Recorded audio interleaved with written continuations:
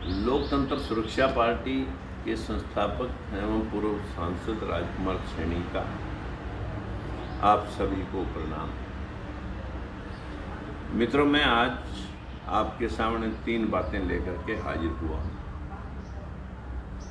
आपको अच्छी लगे तो अपने हर मित्र तक, अपने हर रिश्तेदार तक, दलित और पिछड़े व्यक्ति जहाँ तक आपकी पहुँच हो, इसे जरूर पहुँचाएं। लाइक करें, शेयर करें, कमेंट दें।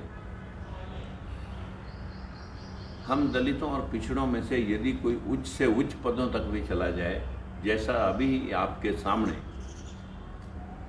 रानी नागर के रूप में उसके साथ जाती हुई, छेड़खानी हुई, जब एक आईएएस ऑफिसर को इंसाफ लेने के लिए नौकरी तक छोड़नी पड़ रही है, उसके साथ अश्लीलता हुई, उसका इंसाफ तो क्या मिलना था, उसके ऊपर अलग से हमला और हुआ। और जो मनोहरलाल खट्टर उसे बेटी मान करके उसकी नौकरी और सम्मान की गारंटी लेते थे, वो धूल चाटती नजर आई। मित्रों, ऐसा ही दर्द लेकर के हम दलित और पिछड़े हर रोज अपनी चारपाई में मुंह छिपा करके रोते हैं, लेकिन हम अपने वोट के इस्तेमाल को मुट्ठी भर चाटुकार नेताओं के बदौलत झांसे में आकर के पिछले 70 साल खो चुके हैं। अन्यथा वोट आपके पास है, आप किसी को दोष नहीं दे सकते कि हमारा ऊपरले लोगों ने शोषण किया है। शोषण के आप खुद जिम्मेवार हैं। मित्रों, इसी प्रकार की व्यवस्था में हमारे महापुरुषों तक को भी बख्शा नहीं जाता। आपके सामने अनुष्का शर्मा, जो एक अभिनेत्री है, जिसको शिक्षा का अधिकार माता सावित्रीबाई फुले के प्रयासों के कारण उसको अपना रूप, अपना जिस्म दिखाने तक का वो हुनर तब मिला जब उसे शिक्षा मिली। लेकिन उसने पाताल लोक फिल्म में अपनी कुतिया का नाम सावित्री रखा है। पूरा देश दलित और पिछड़ा इसके ऊपर थूके और इसको तुरंत इस नाम को चेंज करने के लिए अपनी फिल्म से, अन्यथा इसके ऊपर मुकदमा दर्ज कराएंगे और पूरे देश भर के अंदर इसके खिलाफ प्रोटेस्ट किया जाएगा, आंदोलन चलाया जाएगा। या तो इस नाम को तुरंत हटा दें। आप जैसी अभिनेत्रियां अपने रूप और नंगन दिखा करके समाज को जहां गंदा कर रही हैं, आपके विचार भी इतने गंदे हो चुके हैं, ये किसी के ध्यान में नहीं था कि आप इतनी घटिया हैं। और ऐसी ही तीसरी बात, आज मैं आपके सामने एक कंपैरेटिवली विषय रखना चाहूँगा, कोरोना के विषय में। मित्रों, जब अमेरिका से स्वाइन फ्लू आया था, उस वक्त भी 6% डेथ रेशो रही और कोरोना से 6.25% की डेथ रेशो है। लेकिन उस वक्त कहीं लॉकडाउन नहीं हुआ। जब देश के अंदर प्लेग हुई थी तब भी लॉकडाउन नहीं कहीं हुए।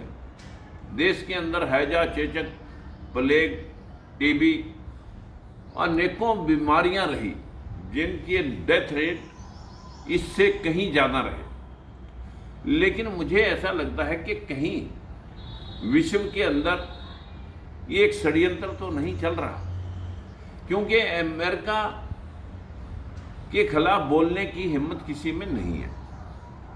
सभी लोग उससे सहायता पाने के चक्कर में जी हजूरी करते रहते हैं। और चाइना, जिसने अपने लोगों को रोजगार दे करके पूरे विश्व के अंदर धमाका उठा रखा है, पूरा विश्व का बिजनेस कैप्चर कर लिया, ऐसा ही ये एक वायरस चाइना से निकला। इस वायरस को फैलाया गया, या चाइना हमारा तो पहले भी हमारा दुश्मन रहा है, क्योंकि उसने तो हमारे बहुत बड़े भूभाग के ऊपर कब्जा कर रखा है। लेकिन चाइना ने अपने लोगों को रोजगार दे करके सस्ते से सस्ती चीज मार्केट के अंदर पूरे विश्व के अंदर उतार रखी है, जिससे हर देश बेरोजगारी के आलम में फंसा हुआ है। कहीं इसका भय टीवी चैनलों के माध्यम से दिखा करके सभी सरकारें एक रणनीति तो नहीं ले रही कि भाई कोरोना चाइना ने पूरे विश्व के अंदर छोड़ा है, ये तो लोगों की जानकारी में बहुत संभावनाएं इसके साथ जुड़ी हुई है, लेकिन जो गरीब तबका है, किसान है, मजदूर है, जो दिहाड़ीदार है, रेडी फड़ी वाला है, जो हमारे 85% लोग इस कमजोर तबके के साथ छोटा उद्योग धंधा इसी में आता है, आज उनकी हालात इतने नाजुक दौर से गुजर रही है कि वो वर्ष के अंदर भी अपने धंधे को पटरी पे नहीं ला सकते। जिनके पास सब कुछ है वो तो बैठ के खा सकते हैं, जो हर रोज अपना पेट पालने के लिए हाथ पैर चला करके अपना जिस्म बेच करके अपना घर चलाते थे, जब काम धंधे पड़े बंद, 2 करोड़ नौकरियां मोदी जी ने कहा था हम हर साल देंगे, 2 करोड़ नौकरियां हर साल। इंडस्ट्री ठप होने की वजह से, उद्योग धंधे ठप होने की वजह से, बड़े बड़े मॉल और बड़े बड़े रेस्टोरेंट ठप होने की वजह से लोग 3 महीने से अपने घर को पैदल जाने के लिए मजबूर हो रहे हैं। रास्ते में गर्भवती महिलाओं की मौत हो जाती है, मजदूर मर जाते हैं, ढिंढोरा पिटा जाता है कि इतने 100 करोड़ रुपये मजदूरों को गंतव्य तक पहुंचाने के लिए खर्च कर दिए गए हैं।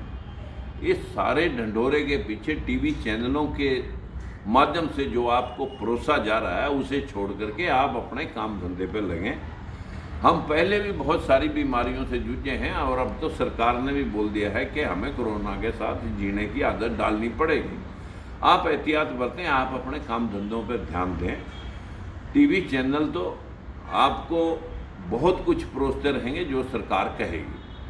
सरकार ने तो अरबों खरबों रुपए टीवी चैनलों पर खर्च करके आपका ध्यान समेट लिया है कि आप हिंदू मुसलमान के बारे में सोचें, इस देश के कोरोना के बारे में सोचें, आप अपने उद्योग धंधे के बारे में मत सोचें, आप अपनी बेरोजगारी, अपने बच्चों के विषय में मत सोचें। मेरी आप सभी से विनती है, वोट आपको दे रखा है महात्मा ज्योतिबा फुले और भीमराव अम्बेडकर की उस विचारधारा को आप घर घर तक पहुंचाएं कि हमें किसी का कुछ नहीं चाहिए, हमें चाहिए हमारा हक, और हक मिलेगा आपको अपनी वोट डालने के दिमाग से। आप जब अपनी हिस्सेदारी मांगते रहेंगे, मांगा हुआ कोई किसी को भीख भी नहीं देता। राज हमेशा लिए जाते हैं और वहीं से आपके हक स्थापित होंगे। बस मैं आज आपसे विनती करूंगा कि जीना सीखिए। हमारे देश में पहले भी बहुत सारी महामारियां थी, इन महामारियों को हमने चेचक को, प्लेग को जब कंट्रोल किया तो कोरोना को भी कंट्रोल कर लेंगे।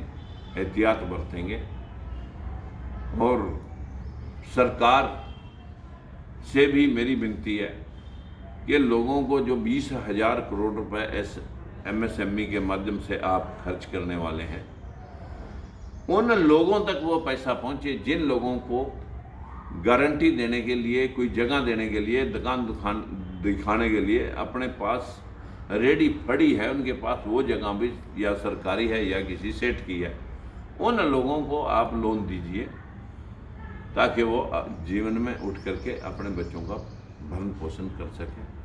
आज बस इतना ही। वोट डालना सीखें। पुण्य फिर आपसे फरियाद है, और घर घर तक जाएं, लोगों को बताएं कि चलो अपने देश के निर्माण के साथ और एहतियात बरतते हुए हम अपनी वोट डालने का हमेशा ध्यान रखेंगे। हमारे में से जो तड़वे चाटू लोग हमें बेच करके अपनी रोटियां सेक रहे हैं, उनसे किनारा करके हमें आगे बढ़ना होगा। नमस्कार। बस इतना ही। लाइक करें, शेयर करें, कमेंट करें। धन्यवाद।